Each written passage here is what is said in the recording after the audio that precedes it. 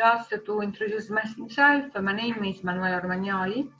I am a professor at the University of Tuscia, and I teach wood science and technology. We are partner of the project AlpLinkBioEco as a center of Alpine study located in Pieve, Tesino, Trento. My department is the BAF department. Few words on the center, where we carry out scientific and didactic activities, not only with our students, because we organize also summer school with important international organization. And that's because we consider Alps really as a model which can be exported, taking into account our hot topics, namely forestry, agri-food, and also biotechnology.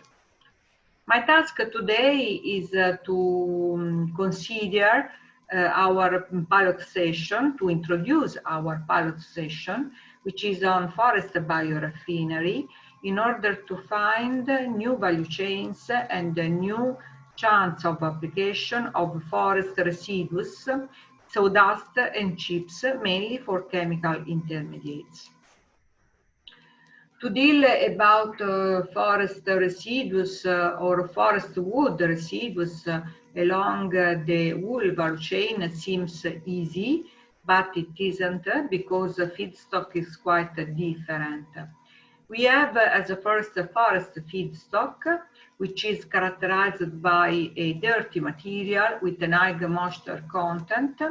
If we take into account sawmills, we have a material which is a less dirty material with a lower moisture content.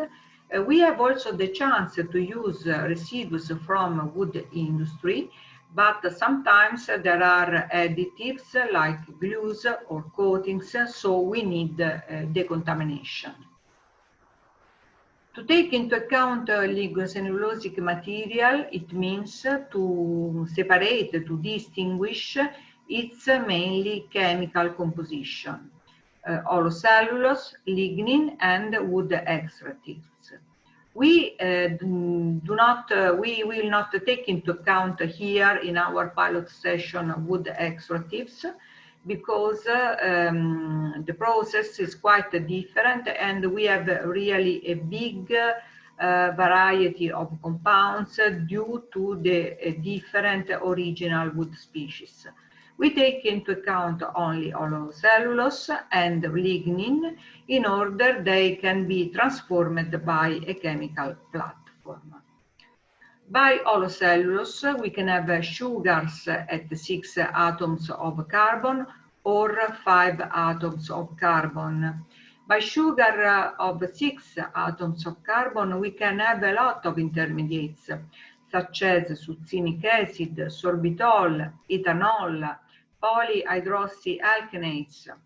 By sugar of 5 atoms of carbon, we can have xylose, levulinic acid, furfurol, acetic acid, and so on. By lignin, we can have other products like carbon fibers, phenols, and binders after the modification of lignin.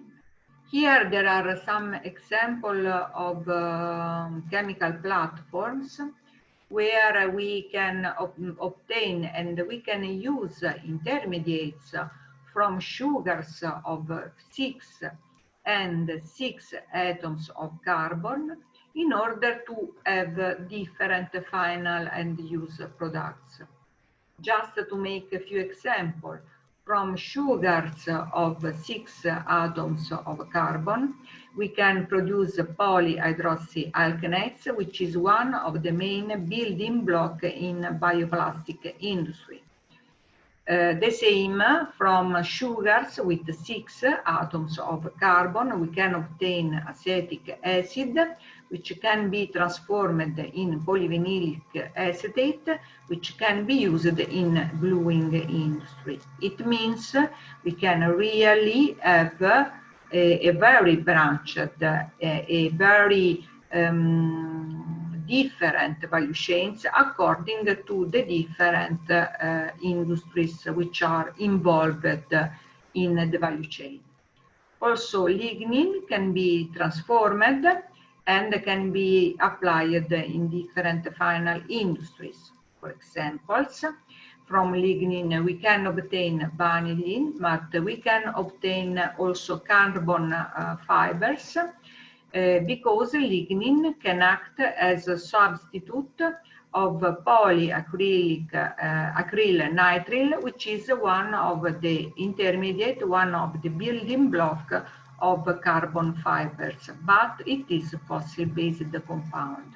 It seems strange, but the real bottlenecks is at the beginning of the value chain, because in order to separate lignin and cellulose, at the moment the most active industries are pulp and paper industries, sometimes textile industries.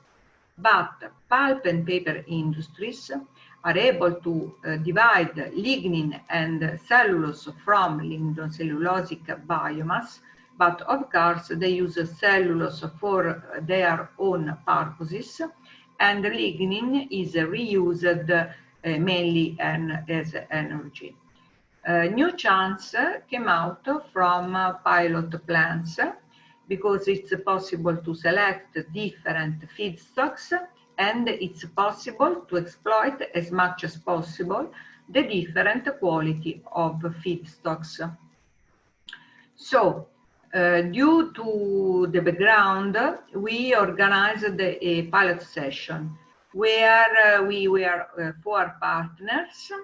We invited the LXP Group, which is a bioraffinery plant at the pilot scale, and we invited many observers, like the Ministry of Agriculture and Forestry, Autonomous Province of Trento, Chamber of Commerce of Trento, and Confindustria Trento.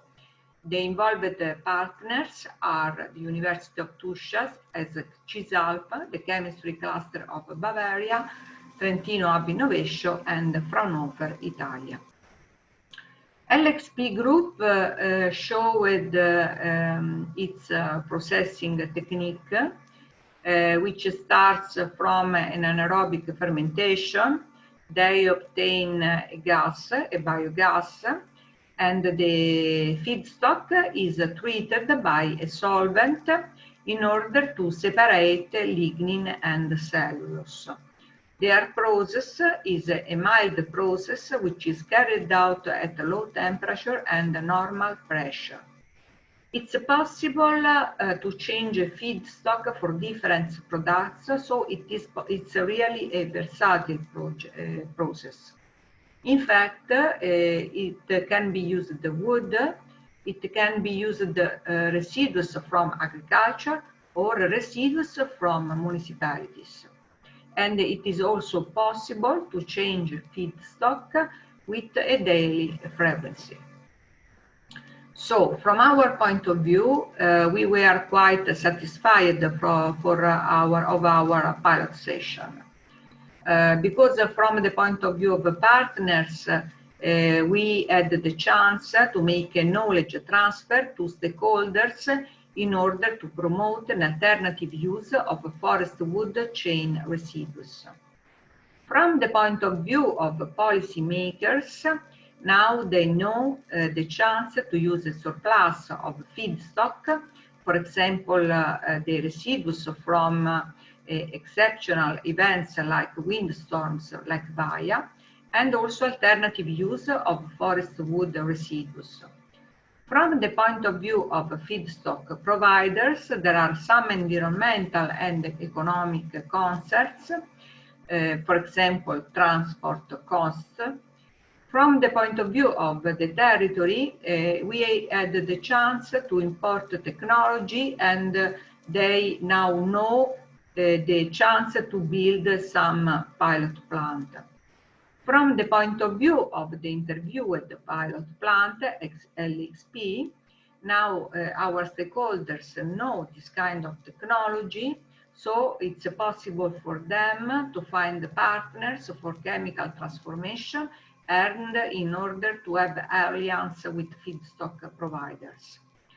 From our point of view, our pilot session was really a concrete demonstration of alternative use of lignocellulosic feedstock of forest wood chain, and not only, and it's really a true example of a possible macro-regional cooperation. Thanks a lot for your attention.